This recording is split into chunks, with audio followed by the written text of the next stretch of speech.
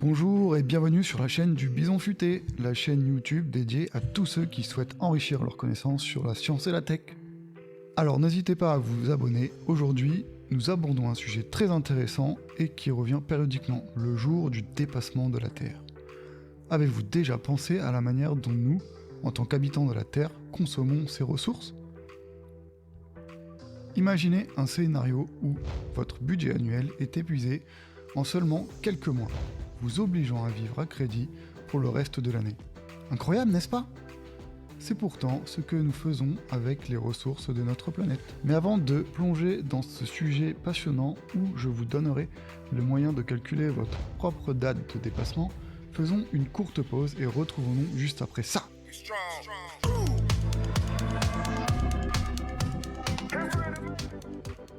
Ce concept, introduit par le Global Footprint Network au début des années 2000, sert de révélateur à notre empreinte écologique. Car oui, voyez-vous, à l'aube des années 2000, le jour du dépassement tombait en septembre. Mais voilà qu'en 2023, nous avons franchi cette limite alarmante dès le début de mai. Une progression qui témoigne de la rapidité avec laquelle nous épuisons nos ressources. Mais attends, la date du jour du dépassement, c'est quoi au juste ? D'un côté, les ressources que génère la Terre en un an, et de l'autre, notre consommation sur cette même année. Simple non, mais voyons un peu plus de quelles ressources on parle. Cet indicateur inclut l'empreinte carbone, les ressources halieutiques, en évaluant la consommation de poissons, l'utilisation des terres cultivables pour la culture et l'élevage, l'exploitation des forêts pour le bois et notre consommation de papier. Et enfin, notre consommation d'eau douce. Ainsi, l'indice reprend l'ensemble de ces consommations pour en tirer une empreinte écologique et la compare à la production-régénération que notre Terre est capable d'accomplir en un an. Par conséquent, c'est cette biocapacité que le jour du dépassement nous révèle. Bon, après avoir entendu tout ça, vous vous demandez sûrement comment va-t-il faire pour nous faire calculer notre propre jour de dépassement. En effet, cela semble bien complexe, car trouver une consommation, ça on sait tous faire, mais calculer la biocapacité de notre Terre, cela semble ardu. Eh bien, vous avez raison.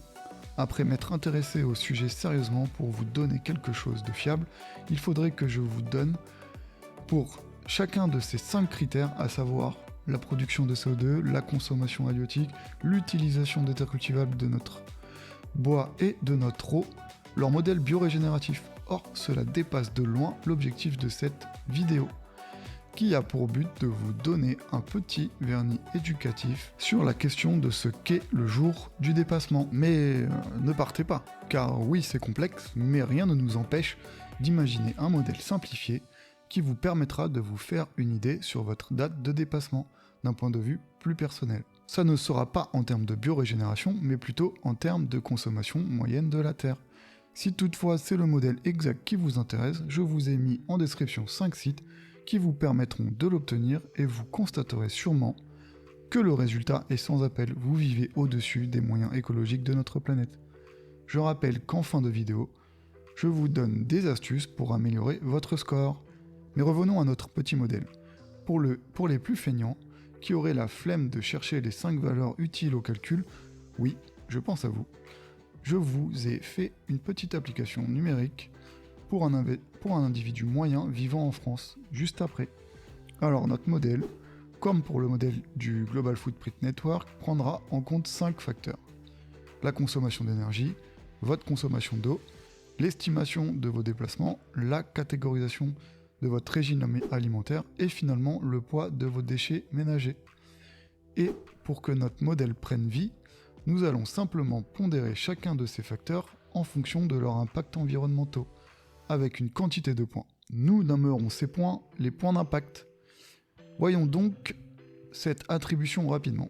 L'énergie 1 kW égale 1 point, l'eau 100 litres égale 1 point, déplacement on différencie le fait qu'on roule en voiture, en vélo ou à pied, qu'on avance à pied. L'alimentation, on distingue les régimes à base de viande et sans viande. Et les déchets, on prend 1 kg égale 1 point. Si l'attribution que j'ai faite ne vous convient pas, libre à vous de la changer. Afin de pouvoir faire un calcul d'impact, vous aurez besoin de faire ce calcul pour le monde, ce qui vous donnera une moyenne à laquelle vous pourrez vous comparer. Je vous ai fait le calcul et la moyenne se situe à 26 674. Point d'impact. Sympa le mec quand même. Le détail des valeurs choisies pour la valeur moyenne du monde est dans la description. Pour obtenir votre date de dépassement, il vous suffit de faire le calcul suivant. 26 674 fois 365 divisé par votre somme de points d'impact. Ce qui nous donne un nombre de jours. Or, ce qui nous intéresse, c'est une date. J'ai donc pensé à tout, je vous laisse vous rendre sur le site icalendrier.fr. Dans la barre de recherche de ce même site, tapez outils pour la date, puis prenez la première proposition. Cela nous amène sur un calculateur qui prend en entrée une date de début, ici le 1er janvier 2023, car nous sommes en 2023, et un nombre de jours à additionner à cette date. Ici, le nombre de jours que vous avez obtenu. Voilà, vous avez tout ce qu'il vous faut pour vous calculer votre date. Et comme promis, pour les plus flemmards, voilà une application numérique pour le français moyen. Voici les chiffres obtenus, et voici le score, 44 132 points d'impact pour son empreinte environnementale annuelle. Nous poursuivons avec notre petite formule de conversion en jours, 26 674 soit 365 divisé par 44 132, ce qui nous fait un total de 221 jours. Et après un tour sur le site e-calendrier, nous trouvons une date de dépassement qui se situe aux alentours du jeudi 10 août 2023. Et oui, après cette date, vous vivez bien à crédit auprès de notre chère planète. Mais maintenant que vous savez ce qu'est le jour du dépassement et que vous êtes en mesure de calculer le vôtre, vous vous demandez sûrement comment puis-je agir pour retarder ce jour. Il existe de nombreuses solutions, mais si vous respectiez seulement les deux que je vais vous donner juste après, vous diviseriez de moitié ce score. En France, ce qui pèse le plus dans le score, c'est notre consommation alimentaire et la façon dont on se déplace. Donc, en matière d'alimentation, réduire notre consommation de viande et privilégier une alimentation riche en plantes peut avoir un impact significatif. Des études montrent que l'élevage est l'un des principaux contributeurs aux émissions de gaz à effet de serre. De nom, des faits, c'est souvent plus parlant. À l'échelle globale, environ 77% des terres agricoles sont utilisées pour l'élevage, soit pour le pâturage, soit pour la culture de fourrage. Mais l'élevage ne produit que 18% des calories et 37% des protéines mondiales. Ce déséquilibre montre comment l'élevage exerce une pression importante sur les ressources terrestres, contribuant à la déforestation et à la dégradation des sols. En choisissant des ressources de protéines alternatives comme les légumineuses, les noix ou les substituts végétaux, nous pouvons réduire notre empreinte carbone. N'hésitez pas dans les commentaires à donner vos bons plans de substitution de la viande, car beaucoup de gens souhaitent réduire leur consommation mais peu savent par quoi la remplacer. Afin d'améliorer encore votre score, il faut savoir que les transports représentent également une part importante de notre empreinte écologique. Le secteur des transports en France est responsable d'environ 30% des émissions totales de gaz à effet de serre, ce qui en fait le plus grand émetteur de gaz à effet de serre du pays.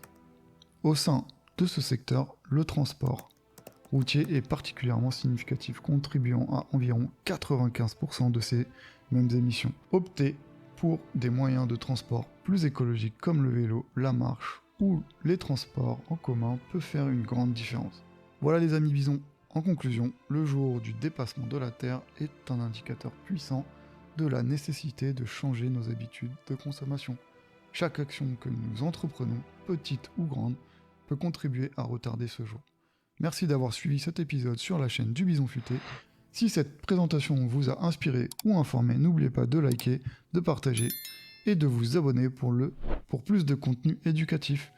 Ensemble, explorons des sujets fascinants et agissons pour un avenir meilleur. Restez à l'écoute pour notre prochain épisode et d'ici là, continuons à nourrir notre esprit et enrichir nos connaissances. À bientôt!